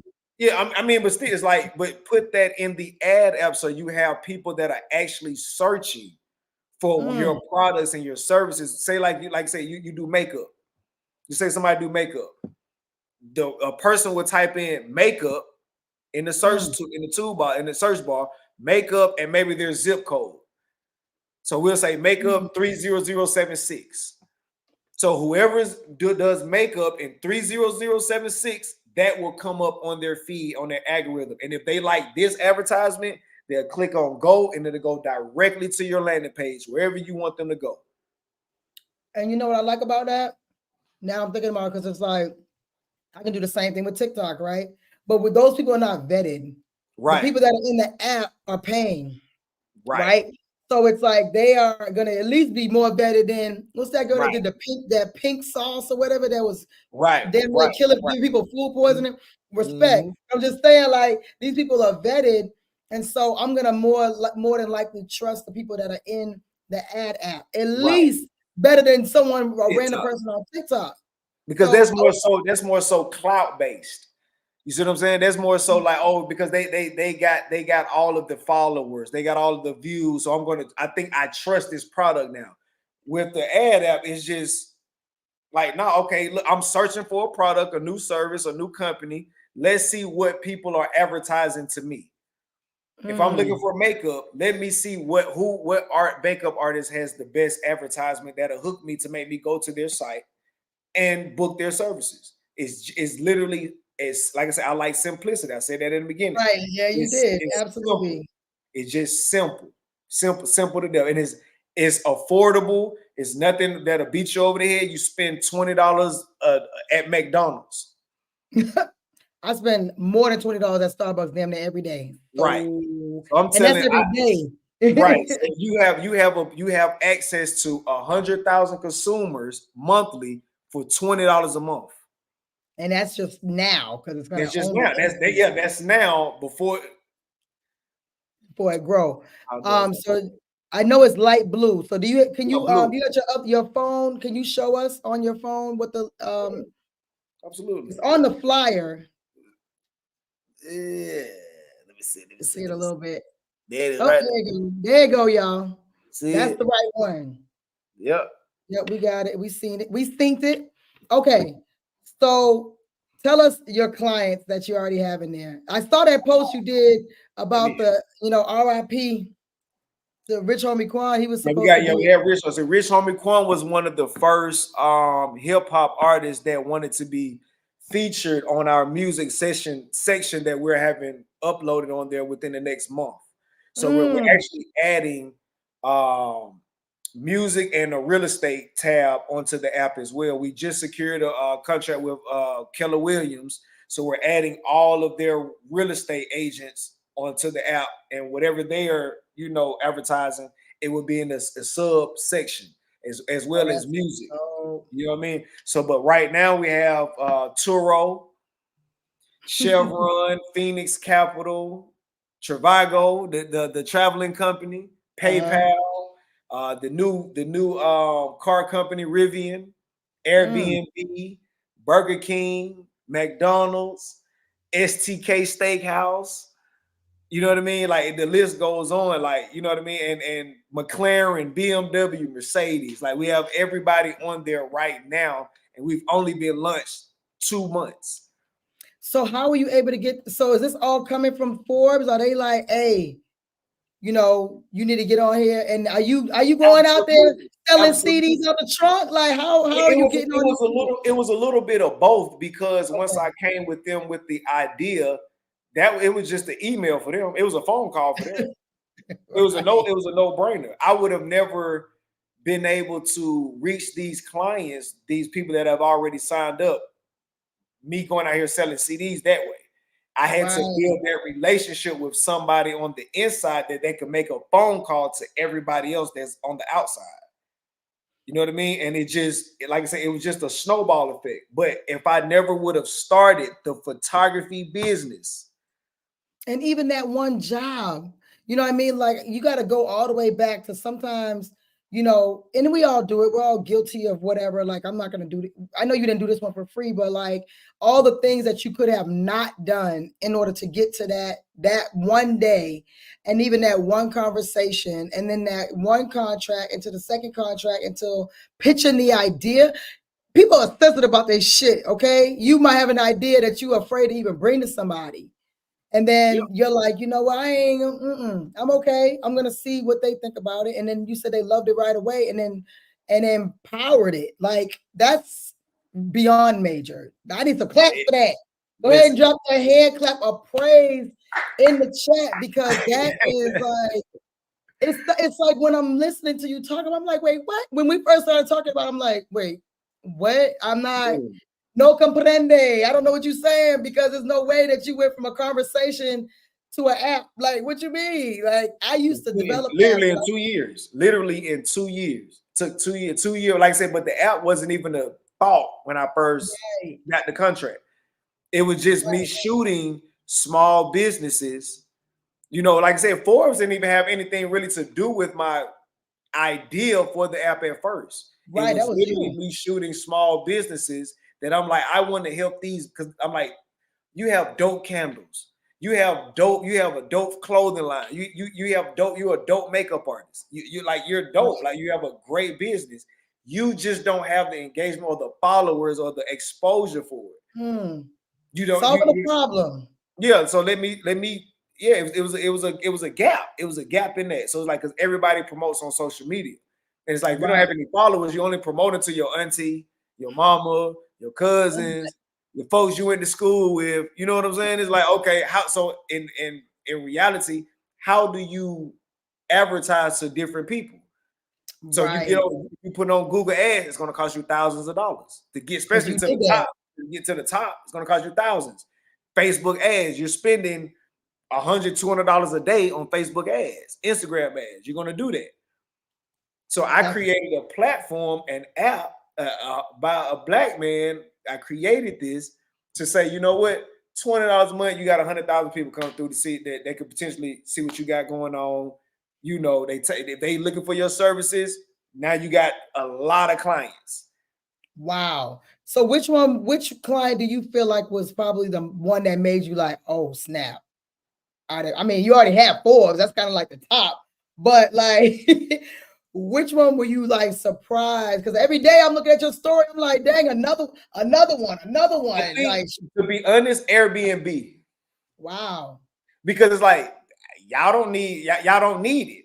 Everybody know about it. Y'all don't need to advertise. Like, what is Airbnb advertising for? Like, everybody talk about McDonald's. What does McDonald's need to advertise? Yeah, because McDonald's has new burgers, new drinks, new deals, new meals. They're constantly, every food place is going to constantly advertise. But Airbnb is like, there's no deals in Airbnb. There's nothing that you literally have to advertise. And they're one of the first people that went on there and advertised like 4-5 videos, you know, reels just like that. Wow. You know what I mean? It's just like, damn, like y'all went crazy. You know what I mean? Like, damn, you know what I mean? But it was that, I think that was the biggest client that I've had got on the app that was just like, wow, this is crazy. Like, this is really happening. Y'all literally don't need it. Y'all don't need it. Y'all don't need the advertisement, but okay, cool. Y'all want to pay for it? Go ahead. You know what I mean? And those like, clients, they pay up for the whole entire year. Oh, yeah, they just go ahead and pay up for the year. They don't do the, $20 a month. They're like, what? Like that'll make them mad paying $20 a month. Right. Mad. You know what I mean? So they just went and said, how much it costs for the year? Oh, it's only $200 for the year. All right, we're going to send that wire, deposit that now. Right. We're going to pay that now. Okay, cool. Go ahead. Do what you want to do. So that was probably the most impressive client that I've had that paid attention and didn't have to utilize the app, but they jumped on. So, you know what I mean? But in this stage right now, I'm really pushing for a lot of the small businesses to jump on board while it's still, in its building stage.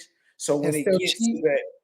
to that, you know, that mega status, because it's within the next 5 years, this is going to be an app that everybody's going to be utilizing. It's going to be a thing to have on your phone. I want to be able to have the small businesses that sign up now, so they will be at the forefront.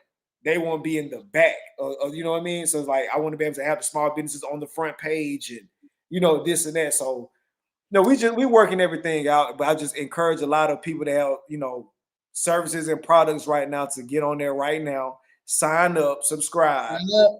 Yeah, Sign go ahead, up. you know, and go ahead and start promote advertising your business, because it's a lot of people coming through, a lot Y'all that are heard it actually here. utilizing. Y'all and not first. You heard it here, not first, but like second or third. You know what I'm saying? Like, I know you about to go on a world tour after, you know, in a couple of months. So y'all ain't gonna catch him. He already said he made $100,000 in the first 5 days of doing photography. So y'all ain't gonna catch him. And you gotta get on this app. Because that's the only way you're gonna be like, you're gonna send something to the technical team, like, hey, I'm having a problem with my ad. That's gonna be the only way to communicate with Jamal. And the beauty of even when you subscribe to the app, just say the $20 a month, which adds up to what, $240 a year, just for you to advertise to 100,000 people every month. It's a tax write-off. Yeah, it's a tax write-off. Cheaper than anything you go. I'm running ads right now as we speak. For one platform, it's over $200. $200, one platform. I'm telling you, $20. Like I said, you spend that at, like I said, Starbucks every day. So if you really care about your business, I tell everybody, when you just starting your business, this is the platform you start off with. And it'll make you feel like you're actually doing something, contributing to your business. So now, okay, I'm actually advertising my business other than on my personal page. I like that. I'm advertising to people outside of my demographic, outside of my state. I don't know these people I'm advertising to. So they're going to be more inclined to shop with me, to purchase with me, to book me. And you're only paying $20 for that. And imagine if you're a hairstylist, one booking is like $300. And you pay $2. You know what I mean? It paid for itself. And like I said, even if you get nothing, it's still a tax write-off for you. If you know about your tax, you know all this stuff, it's a tax write-off because it's a part of your marketing budget. You can write it off. So you still get that $240 back at the end of the year regardless. So I just try to encourage all businesses, if anybody on here right now with the business, services, products, sign up and register and subscribe to the app right now. Ad app. Y'all playing. Right y'all now. say you want something, you need some help, and you need this and you need that. We're giving you the answer right now. He done gave you 1,000 gems, 1,000 gems of like stuff that y'all saying you need help with. Boom, he's giving it to you for free. And then on top of that, telling you how to get your money back, because look, Uncle Sam getting his money. You understand? He gonna take it out your account. So you may as well try to get you a tax write-off wherever you can for all of my new businesses out here and old businesses. All of us. Y'all spend 20. Just always put this in your mind. You spend $20 at McDonald's at least once a month anyway. And we're talking McDonald's, something that's unhealthy for you, all of that. Instead of you spending just one time a month, taking $20 and putting that into your business. It's literally that simple. Literally. So when you say it like that, it's different. When you're looking at your phone, you're like $20. But when you say it like that, when we know we already doing that, it makes so much sense. And I'm hoping y'all hear that, because it's certain investments you have to make, and the ones that have to make sense. Some of us are running, even with me, like running ads on Instagram, and you got 250 followers. Like, you might catch some people, but then you got to be like super targeted. And then if you don't have a budget, then it's not going to target as many people or the right people anyway. So like he's saying, it's not algorithm heavy when you're going in here and somebody's actually searching for what they need in there. They're in there specifically to buy something. Right. So every person that comes on the app is there to purchase. Is there to buy. Is there searching. It's just like you going in the store. Okay, I don't know what I want, but I'm finna look around. So I'm going to buy something. So, okay, I see hairstylists, I see makeup artists, I see candles, I see clothes, I see this. Okay, oh, I like that. Let me go to their page. Boom. Oh, I like this. Let me go over here. I did need a makeup artist this weekend. Let me search the zip code and see if somebody over here. Boom. You know what I mean? Like I said, we're filling it up. So if you type in if you're a makeup artist and you type in your zip code and nobody comes up, that means you need to be the first person. You need to be the first person on there in your zip code to do that, because they're going to come looking for you very, very soon. Because it's getting bigger and bigger by the day, by the weeks, by the month. I didn't realize it was only been 2 months. I'm like, I feel like it's been 2 months. 2 months. And look at all of the corporations and the businesses that have already signed up already within 2 months. So they get it. The big corporations get it. They know, okay, let us sign up now. So 5 years from now, we already on there. We already acclimated into it. We know what's going on. Boom. They get it. Don't let them get it before you get it. You know what I mean? You're not gonna be able to get them back on the phone. I ain't gonna be able to get them back on the line. And look, and the companies, like he said, don't let them get it and you not get it. But like truthfully, like they understand the value of something. Why are we being skeptical, or why we don't understand? Everybody knows they gotta advertise. There's gonna be some advertisements that do not fit all. Like me and TikTok, my audience really is not on TikTok. I do a little stuff on TikTok, but I know my audience isn't. But Instagram, YouTube, and LinkedIn, heavy. And it sounds like the ad app is kind of like a LinkedIn app type thing. But it's like super simple. Like you said, simple. You don't have to deal with the algorithm. You don't have to deal with like filling out 1,000 surveys or trying to get to what you need to get to. It's like, I'm on here to sell, I'm on here to buy. And that's what it is. So, okay, so do you want people to follow you on your personal? Look, listen, before you answer that, okay? Always tell people, there you go. People reaching out, okay? For one reason or another. Right. So be careful about whatever you about to say, whatever you about to put out, because they're gonna be like, help, or anything else. No, absolutely no. Please follow. And if there's anything that I can help anybody with that's on this live right now, please don't hesitate to ask. I am here for all questions, and I will give you the best answers and adequate amount of knowledge that I have. Just reach out, send me a DM, follow, and I'll follow you back. Just reach out to me. I got you. I don't have any problems with working with people. I don't mind. Let's go. Don't y'all abuse my friend. Listen, I tell you all this don't y'all abuse my friend, okay? I'll abuse it. Look, legitimate questions. You're right. Legitimate questions. And if you want to talk other business stuff, look, he's a celebrity. All right. So treat him how you would treat like Oprah. Well, I don't want to use any women, but like how you would treat Tyler Perry. Okay. Right. He ain't got time. He ain't got time. So make sure that you are I'm giving y'all this opportunity right now while we're on the call to ask questions. So if you don't want to do it here on the public platform, I understand. But when you reach out to him, don't be reaching out with no crazy stuff. It's business. He's a bit obviously. He said he ain't got time, so he ain't got time for no foolery. Okay, that's all I'm saying. Right. But I am, no, seriously, if anyone want to reach out, got any questions, that they have for me, I'm definitely here to answer them. I'm not, feel free to hit me up. I got you. I don't mind. Hit me up. Mama. Okay. I got him. I think I can handle. I got him. Some of these videos be getting 6, 7, 8, 9, 20,000 views, and I ain't gonna say nothing. I got him. I think I got it. Okay, I'm just letting them know. So just want to go over a couple more things, and then we almost at 2 hours. You didn't think that we was gonna be able to talk for 2 hours? Yeah, so almost. Fast. I told you, because you're talking to me like, wait, what you talking about? You're a good host.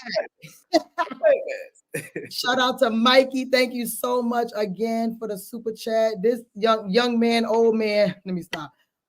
Jamal, he look young, but he ain't that young. But he has been dropping some amazing tips, and I'm glad that I kind of interjected this conversation kind of in the middle, with some of the videos like that I plan on doing in the future, because you are given a lot of the business basics that we get away from. Everybody just wants to know, how do I do government contracting? But I already know by the way you ask way they ask their question, that they don't even have the business basics down yet.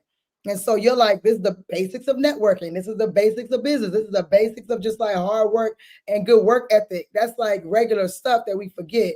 So what is next for you? I know you said you work on your 5-10 year plan, but you do a whole bunch of other stuff too. So what does it look like for you for the future, whether it's 5, 10, 20 years?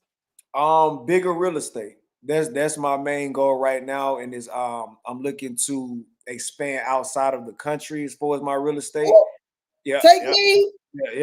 yeah. So that's what my market is right now. I am looking to expand for us, like to build just the community for us in other countries. So we go ahead and start that up, but we have to be able to buy the real estate land, have to be able to expand in that manner. So I'm working on that. That's my next 5-10 year plan, to go ahead and start acquiring land in other countries. And like I said, I'm already in the process of that now. But just as far as like really, really expanding it, like, yeah, that's my plan. So, That's dope. Okay, don't play with you. He said he had $100,000 in 5 days, so I'm not surprised. But moving, what is one piece? So y'all can ask your questions as I'm asking this question if you guys got anything. But what is one piece of advice you would give to either a brand new, I just learned how to spell entrepreneurship, or someone who's looking to scale because they've, at least established some sort of success? Open your mouth and tell people about your business. Open your mouth and tell people about your business. Open your mouth and tell people about your business. That's simple. That. You're going to get somebody. You're going to hook somebody. You're not going to, if you tell 10 people and it's a good idea, you're going to at least get 6 or 7. I mean, it's just the law average. It's law average. So the accountant is talking. Oh Lord, the accountant is speaking. It's just the law average, and once you implement numbers into it, it's like, all right, I'm gonna win. As long as you got your idea together, just start. Make sure everything is structured. Get with somebody that knows how to structure a business properly. Don't try to do it on your own. Learn how to do it. You got YouTube University, you got mentors out here, you got Google. There's plenty of resources for you to check out on how to properly structure a business. Once you do that, make sure your credit is together, and the sky's the limit after that. Like, I promise you won't lose after that. As long as you do things the right way, you won't lose. So open your mouth and tell people about your business. That's it. And I love that for both, because it's like, okay, when you first start, some people are kind of timid to talking about their business, but it's like, yo, you want somebody to buy something from you or not? Like, some people are just that way, and you got to just get over it. Talk in the mirror or whatever you need to do. And then also when you're scaling, because now you got to talk to new people. Now you done sold your candles to everybody in your family, all your friends, everybody that is in your circle, just like with multi-level marketing, right? You start with the people you know, and then you got to expand out. So now that you've expanded out and you're scaling, you still got to talk to people and tell them what you do and why you do it. And then that's all practice, right? That's all like you. It's easier for me now, because before I was like, oh my God, I cannot do this pitch. But the more you do it, the better it is for your, when you get into those situations where you might meet Beyonce, Tyler Perry, or somebody where you might be intimidated, or Jamal, you know what I'm saying, that you might be intimidated by when you go to meet them, but you'll have so much practice that it'll be second nature for you to do it. So however you need to do it, you could be like, I sell candles, like that might be all you got at first. And then the next thing is like, well, we have soy candles, and then the best on the market because they don't, they don't pollute the air with carbon dioxide, whatever. Like now you're like, oh, I see you got natural good. I see you got good skin. Here's something that'll help it even more. I got this candle. They was like, oh, you know what I'm saying? That's how it works. It's just how it works. It works like that. It works like that. So so if there's no more questions, we got. Why Poco? Let's go. Go to Ghana. Hey, I'm down. That's right. That's on the list too. I see a lot of people. I see a lot of acquisitions happening in Ghana right now. So that's definitely on the list. That's actually next on the list. So yeah, I definitely see it. You come? You want to come? You coming? I'm going to Ghana. When we going to Ghana? I'm there. Wherever, Let's whenever. set it up, man. Let's set it up. Let's get them land. Let's get that land over there. Let's do it. Let's do it. Let's do it. I love it. I love it. But Jamal, I appreciate you so much for your time. I appreciate you. I appreciate you. I know you busy, but I want to make sure that all of y'all download the app again. It's the ad app. Let me see if I can put it back on up on the screen. The ad app. This is for, even entrepreneurs, people that have business, obviously, like he said, all the way up to Forbes, McDonald's, Burger King, everybody on this thing. And so you should be too, especially those who have already had their business running, or even if you just got the LLC and a logo, throw that thing on there, because this is your might be how the first step. It's the first step. Like, go ahead and get the advertisement marketing out the way, so then you'll feel more confident and proud of your company that you accomplished something. Like it's a no-brainer. Just try it. Just try it. It's what we tell people. And matter of fact, there's a 14-day free trial on there too. Look at that. Do all you can in those first 14 days if you're unsure. Yeah, you can upload, you can cancel it, do what you want to do, but we just try to make sure that we giving everybody a fair chance and a fair shot to expand their business. So you got 14-day free trial, sign up, register, and I promise you won't be disappointed. Yeah, and I believe that, because it's like, again, you might get your first, you're like, I haven't sold I got $0, Sheena. I got no ends, Gina, no ends, $0. And then you might get your first sale on the app. And now that gives you the confidence, whether it's government contracted or not, to continue on in this business. Sometimes we just need that first dollar to know that this is real. Okay. Like we said, if I did not get awarded my first couple of contracts, I would have never thought government contracting was real. I'd be like, they lying, I don't believe it. But you just need your first revenue, your first, customer sometimes in order to move forward to the next thing. So, everything you said is spot on. I mean, I lived it more than once in multiple businesses. So I want y'all to take heed to what Jamal said. And look, don't be harassing my friend. And one more thing, even if you're just a consumer, download the app, be a consumer, find new businesses on there. And just in case, say if you're searching for a business that's not on there, or a product or service that's not on there, and you know somebody that has that service or product or something, refer them on there. Refer them on there. You don't have to have a business to be on the app or utilize the app. It's for consumers and business owners. It's for both. So go on there, search for different businesses, search for products and services, something you may see that you like on there.